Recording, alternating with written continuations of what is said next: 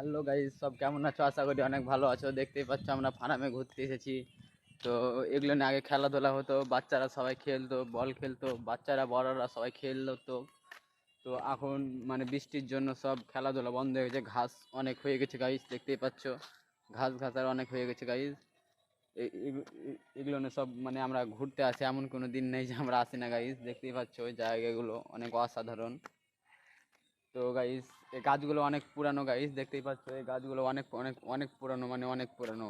আমরা ছোট থেকে দেখছি, অনেক পুরানো, অনেক বছর আগেকার গাছ। তো গাইস, জায়গাটা যদি ভালো লেগে থাকে please like, comment and share and subscribe করতে কেউ ভুলো না গাইস। তো এরম এরম ব্লগ দেখতে চাইলে আমার চ্যানেলটাকে সাবস্ক্রাইব করে নিও।